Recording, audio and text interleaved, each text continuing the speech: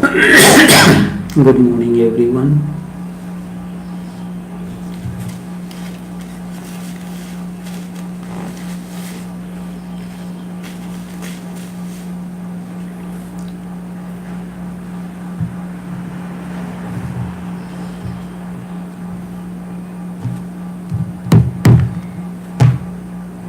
Good morning, everyone. We are coming to you live via YouTube streaming, via Facebook streaming, and also via Skype online.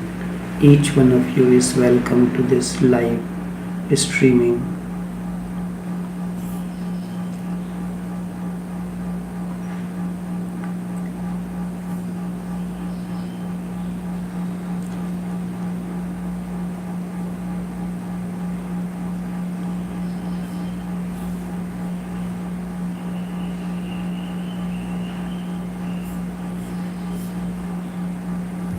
Yes, let me connect the Skype once again.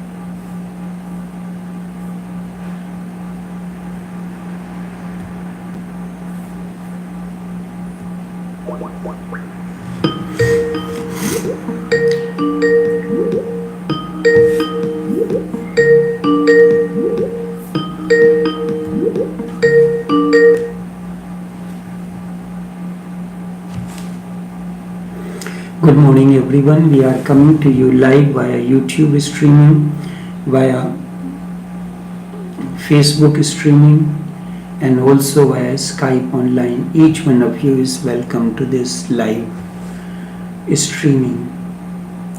Going within. Manifest is unmanifest. As far as going within is concerned, we all understand. But when I say manifest is unmanifest, problem comes in. To you, manifest is manifest and unmanifest is unmanifest.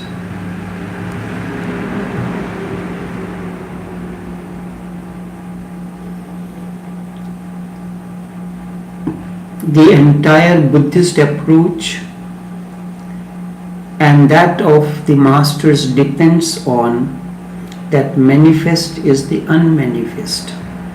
Form is nothing else but the form of emptiness itself or formlessness. And emptiness is also nothing but the form, the possibility of form.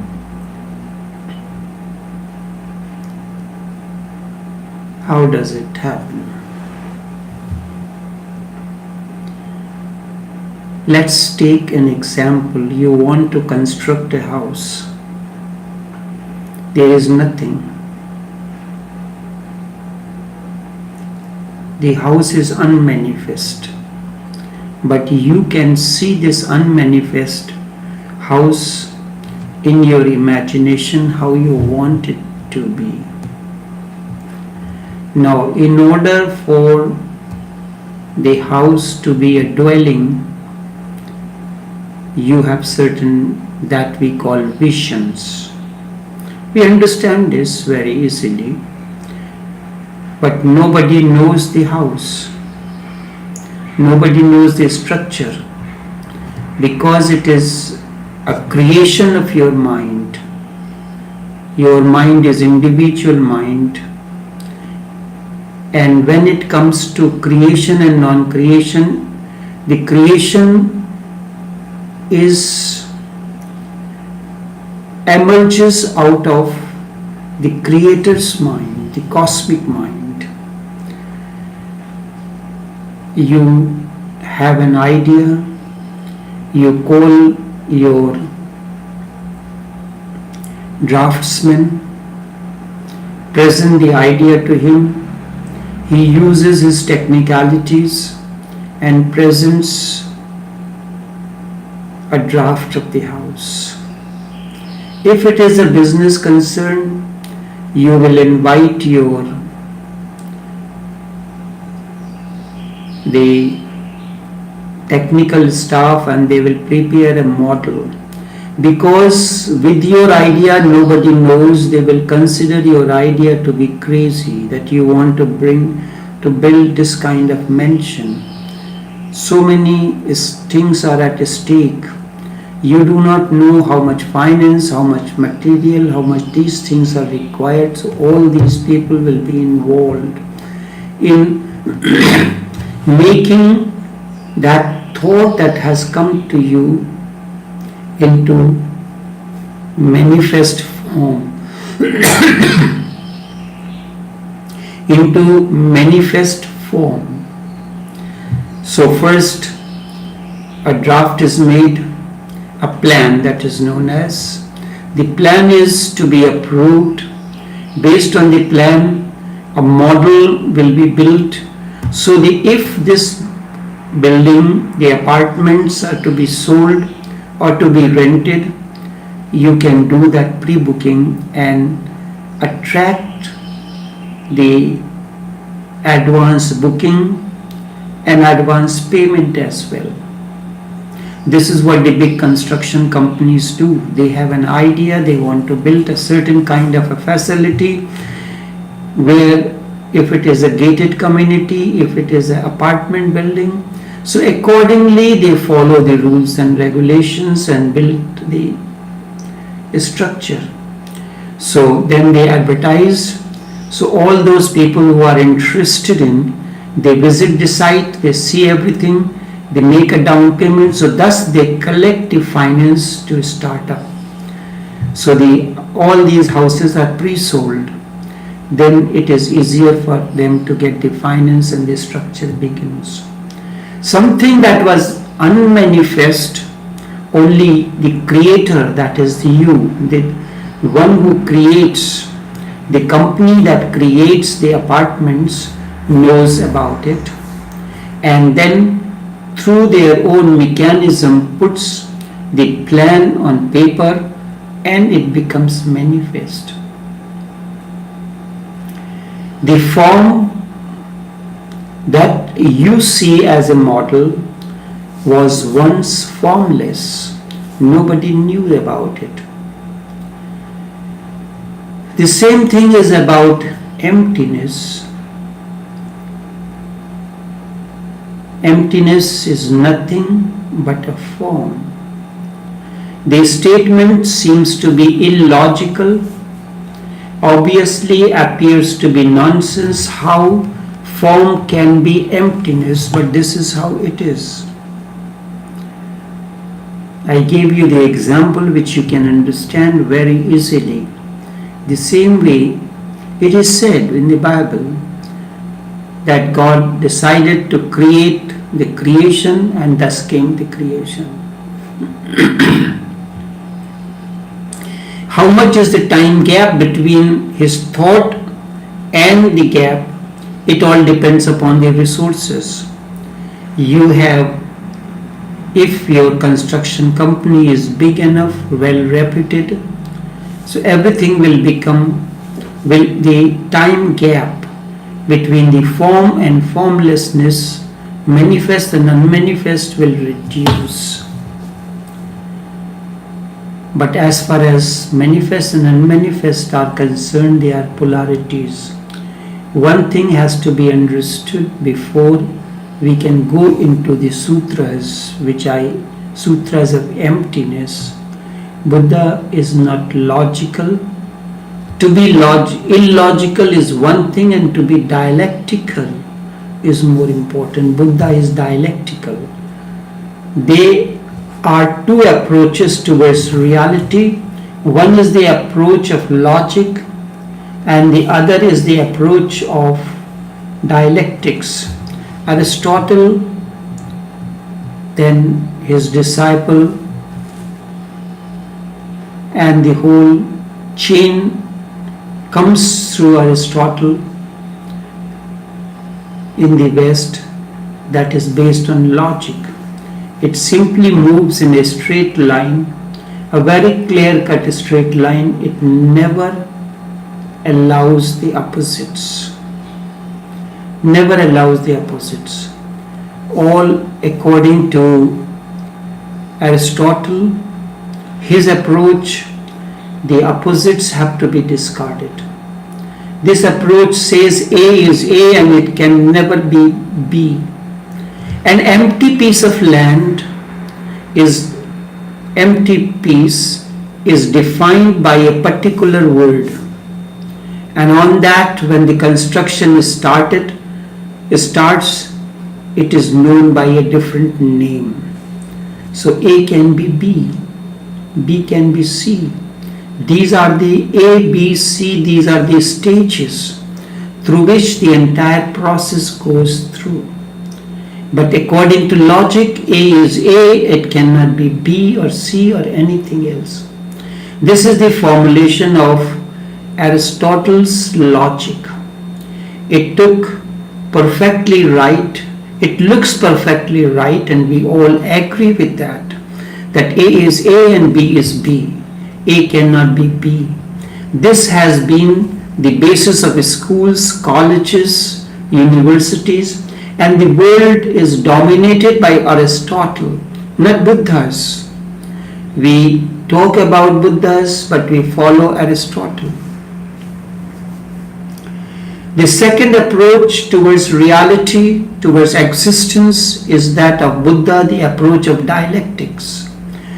In the West, that approach is associated with masters like Heraclitus, Hegel, Pythagoras.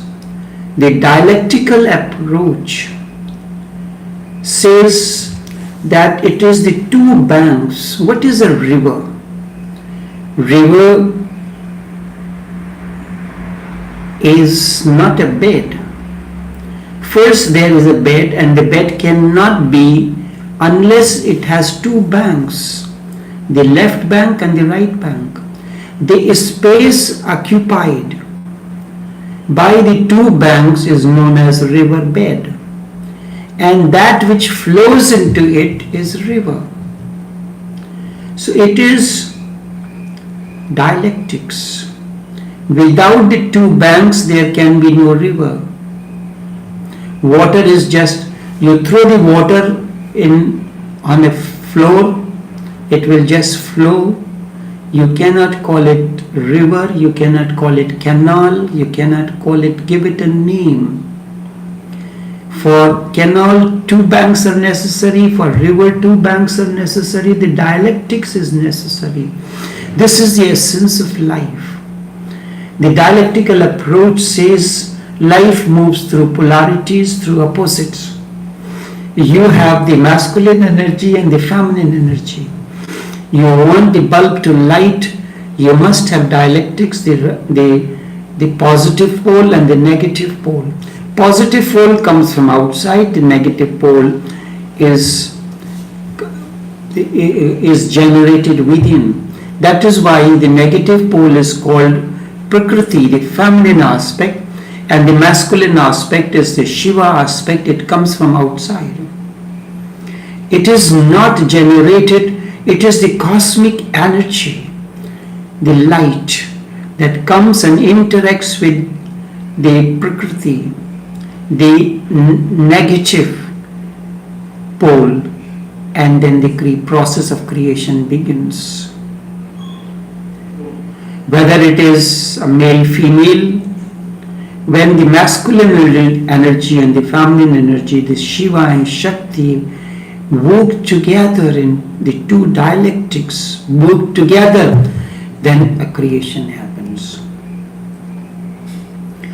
So this is, the river flows through two banks in the riverbed that is formed by the two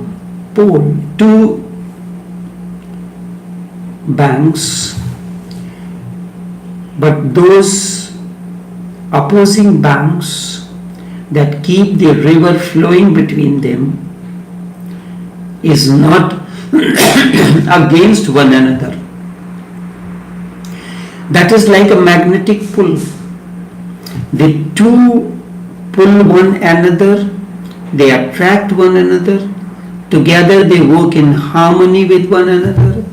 And if one side of the bank is broken during the flood, rainy season, or excess water comes in, then that's a different thing. This is existential. Electricity has two poles, positive and negative.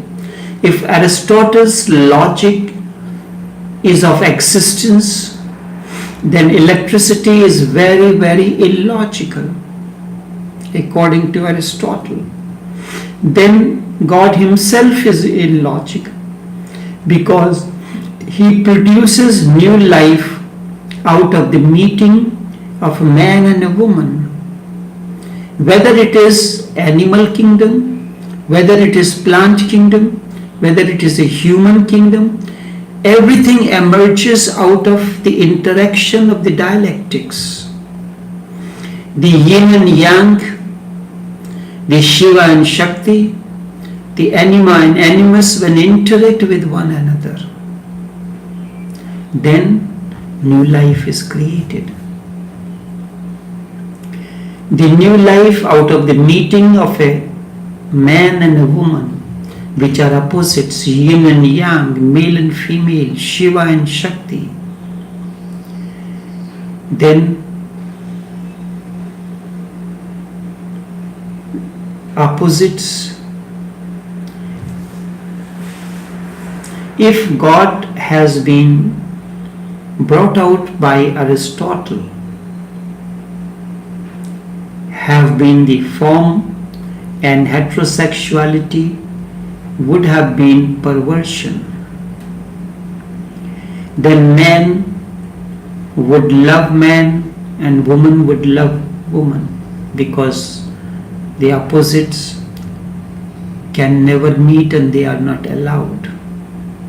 But God is dialectical. Everywhere opposites are meeting. In you, birth and death are merging into one another.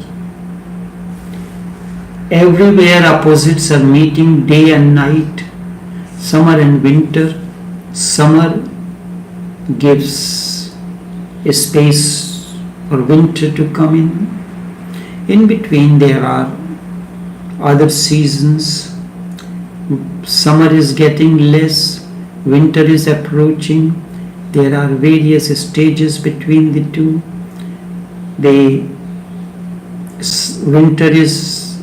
Summer is coming to an end.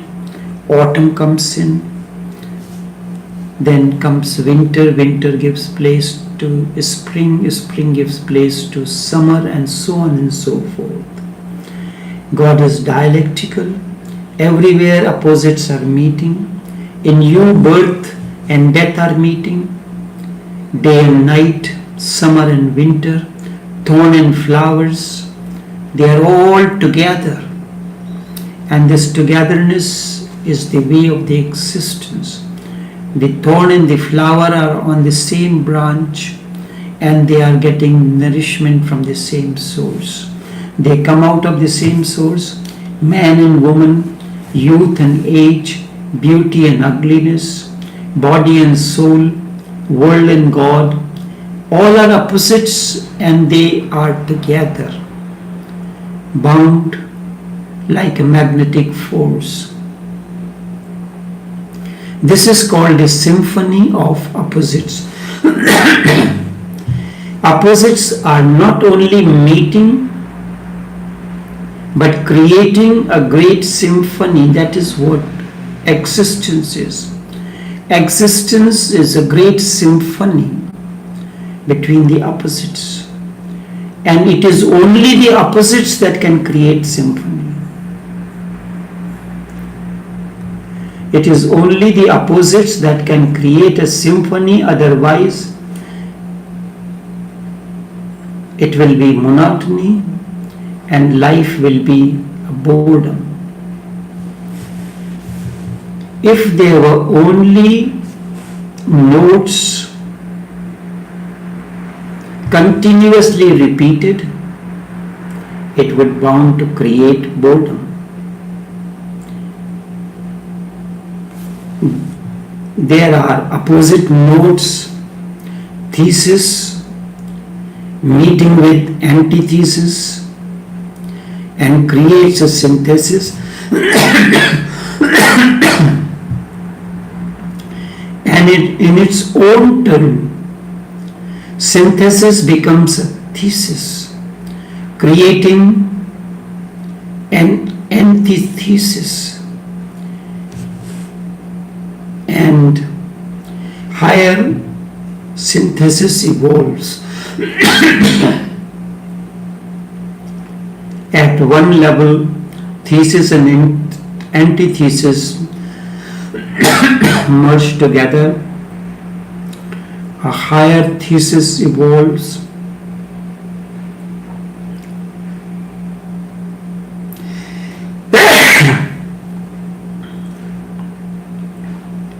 Higher thesis requires higher antithesis. Again, a higher thesis evolves and this process continues. This is how life moves. This is how life moves. This is Buddha's approach. It is existential, it is dialectical, it is more existential, more true, more valid. A man moves to a woman. A woman loves a man. And something else has to be understood too. Now the biologists and psychologists agree that man is not only a man, but he is a woman also. Half of you is contributed by the man and half by the woman. This is yin and yang. At times, you are imbalanced. You are more feminine than you are masculine. In Buddha, this keeps on changing. Just as a medical doctor, he looks at a patient and prescribes the medicine which will suit according to his age, according to his body structure, the strength. And this strength, in technical terms, we can call it a tawajjuh. When Sufi master gives a tawajjuh to a disciple, it always depends on his innerness, how much energy he will be able to absorb. If a higher intensity, higher dose of energy is given, the person may faint away. That is what happens at the moment of initiation.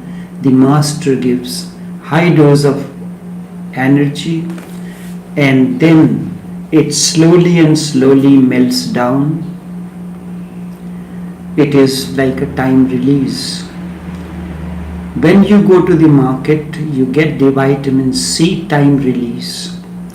means you consume a high dose, but high dose will not decompose or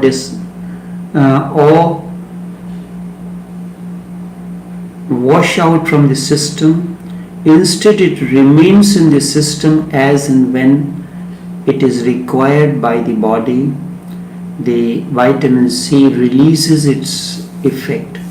In the same way, at the moment of initiation, at the moment when child is taking birth, planets, the stars, all of them gather together to create a kind of a symphony, and that symphony determines your life and everything in your life.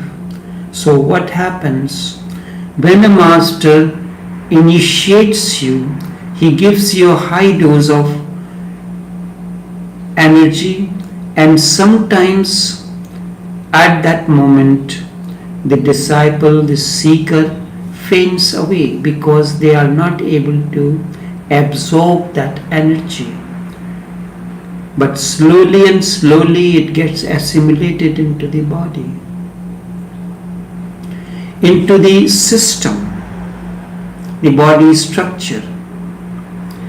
The same way as vitamin C time release when you consume, as and when the body requires it, it is released. It is said, when it was the year 1925, if I am not mistaken, during the Christmas holidays, there used to be annual gathering or urs at the shrine of in Bhogaon, where Lalaji's uncle master Shah Abdul Ghani Khan used to live. Now the gathering takes place at his shrine on Christmas Day.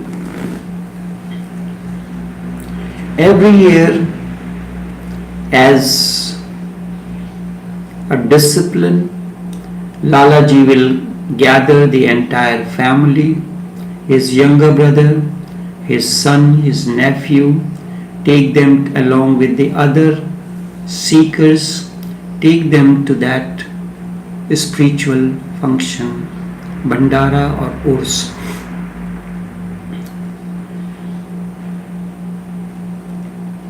Little children, they continue to play, they feel they get an opportunity that the friends are meeting once in a year, so they have merrymaking, running around and doing things.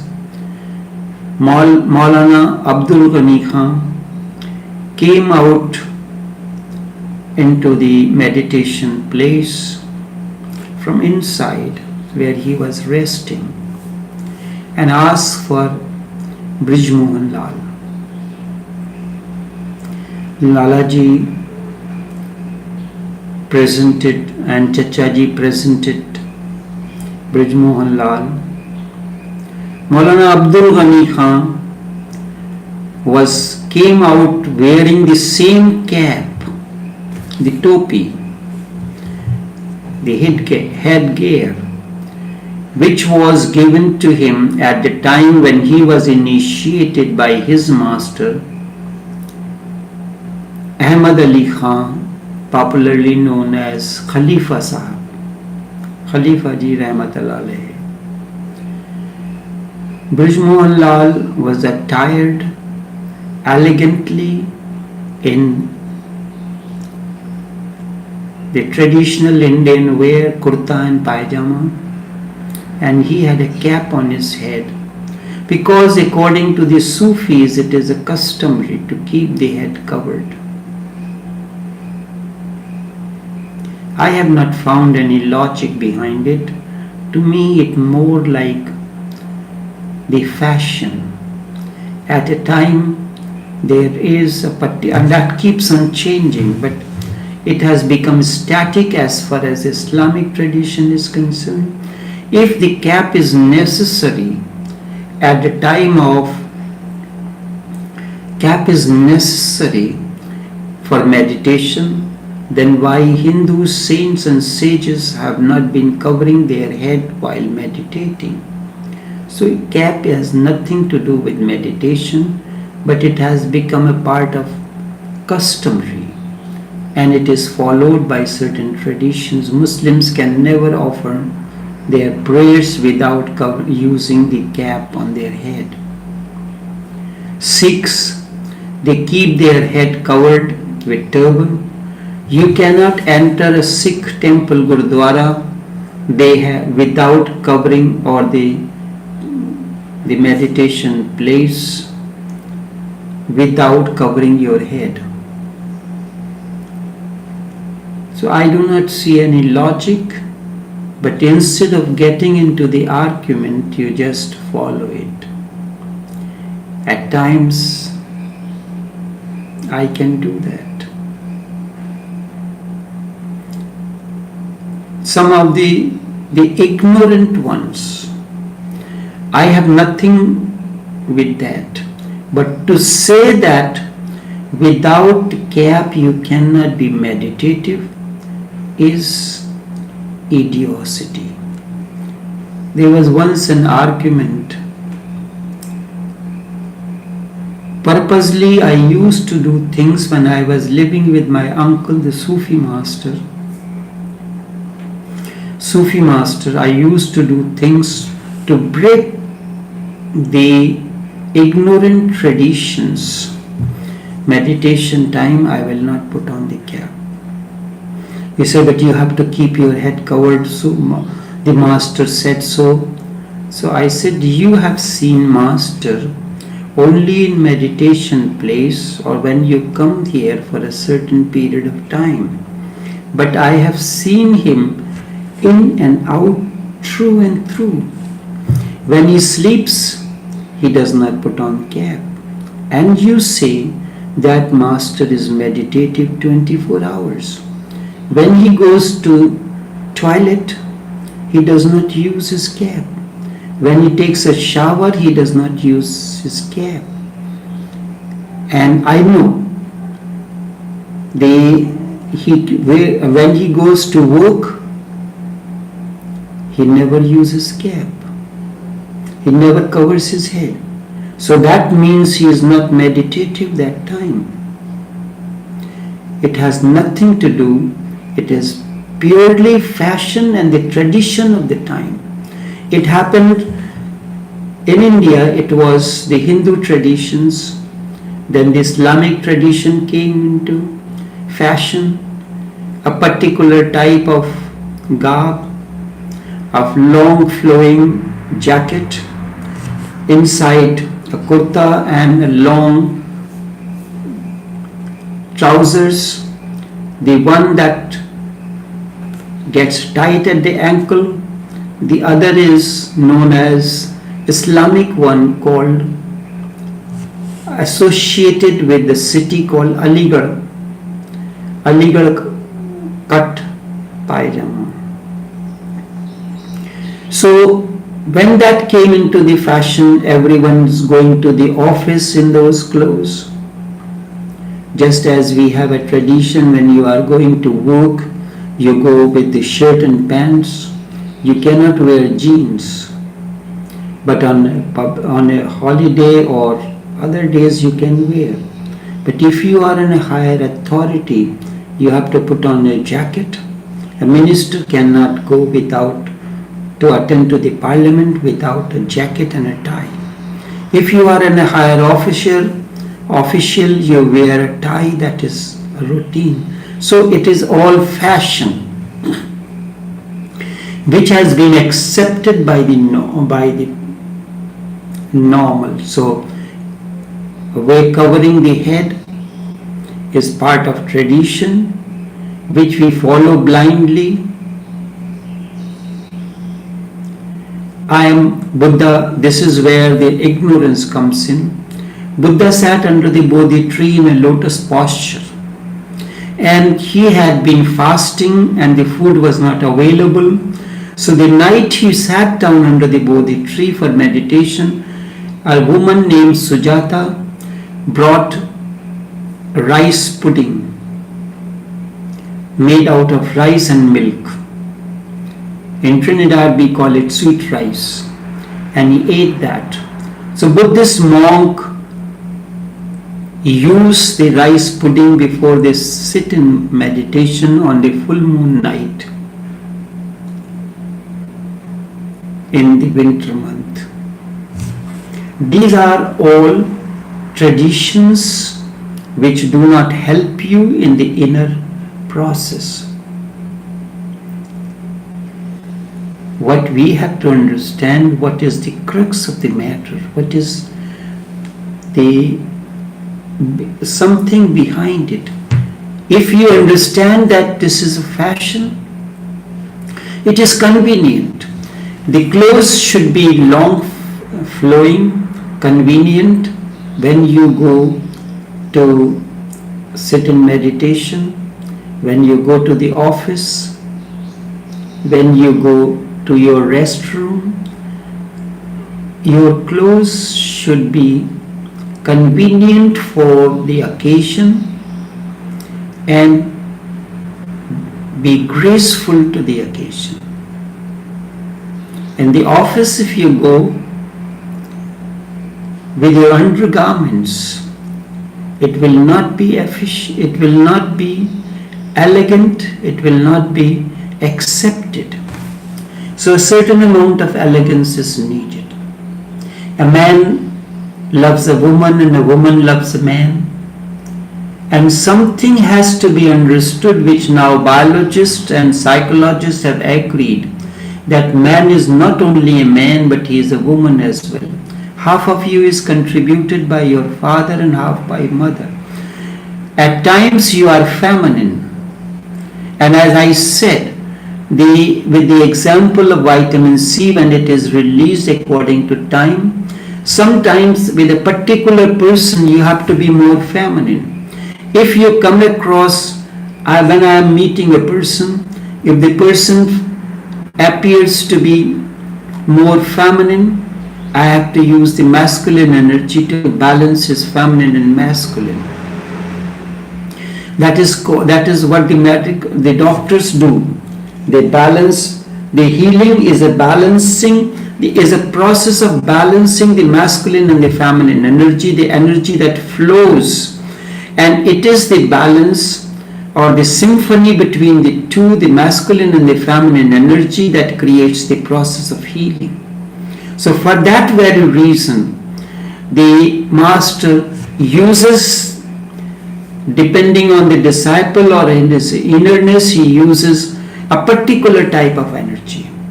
Like, say, for instance, when you go to a psychiatrist where the electric treatment is given, they use the shock therapy, where more current is passed into the body in order to create the balance. What are the side effects and so, that is not my concern. I am just speaking on the principle behind it. The woman is not a woman, man is not a man, but they are symphony of the two, and a balanced one is in whom the masculine and feminine energy are balanced, are in harmony with one another. So when you speak to a person, he is a balanced person, not prejudiced. That is what a master is. And then he knows how to use the energy, just as the doctor knows which medicine to be given to balance your energy. So too, electrician knows his job. He checks first the flow of the masculine and the feminine, the positive and the negative current. And if there is a break in any one of these, the same thing, all that manifest is based on this dialectics, whether it is computer, whether it is electricity, whether it is sound system or whatsoever it is based on this dialectics. And the symphony between the dialectics is the very existence of life. And woman is not simply woman, she is man too. So when a man and a woman meeting, there are not only two persons meeting. Apparently, the outer man and outer woman. And then your outer man and outer woman, the woman's outer woman, the inner woman and inner man are also merging together. It becomes complicated. There is a hidden woman and a hidden man in you. That is your innerness. It is called the unconscious and subconscious, the DNA or whatever names you can give it to it. And it becomes sometimes difficult. So the meeting is always on double planes. It is more intricate, more complex, more intertwined. A man is a man and a woman both. Why? Because he comes out of the combination of ovum and sperm. A man flows into your blood, and a woman also flows into the woman. So you are maybe balanced, flow of masculinity and femininity. Sometimes it happens that some people have developed the feminine. When they speak, it is more feminine. Buddha, that is Buddha's approach. Buddha's outlook is totally different. Whenever any transformation has to take place, or you are given an opportunity, or you have an opportunity to transform someone, you have to use the feminine approach. You have to be, means very understanding. Feminineness means very understanding, very cooperative. Masculine approach is aggressive. So the doctor, all those healers, they are more feminine oriented, but they are free to use any approach that may be necessary with a particular patient or not. In order to convince something, a feminine approach is needed. In order to correct something, a masculine approach is needed. I recall when I was a little child, we used to go to the barber shop to get the hair cut. The person who was, they keep their razor and things like these sterilized, but they did not keep the razor and so sterilized. So when he was cleaning behind the ears using the razor, it got something and got infected, and it was paining and it was not giving any solution. So what has to be done? That has to be cleaned. Without cleaning that infection, the treatment cannot work. So my father carried me to one of his uncles who was a medical person. So when he started using the cleaning agents, which may be hydrogen peroxide, which may be spirit or Dettol or whatsoever it is, it started burning. So I said, "Grandpa, it is burning." And I tried to pull myself. He used his masculine approach and he shouted at me. ask me to shut up. Otherwise, he will give me a slap. That was his way. So everyone chooses his way to get his work done. And then I could not resist. I had to allow the pain.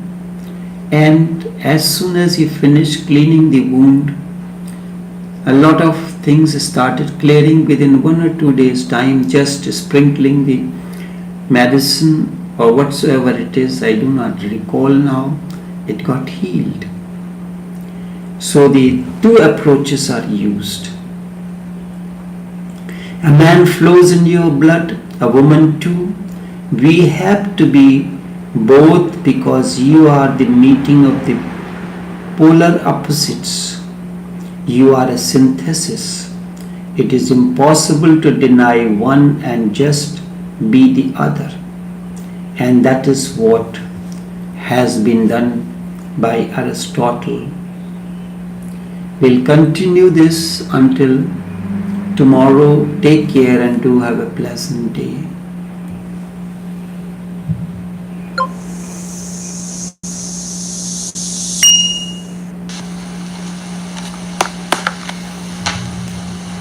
Good morning everyone. We are coming to you live via YouTube streaming, via Facebook streaming, and also via Skype online.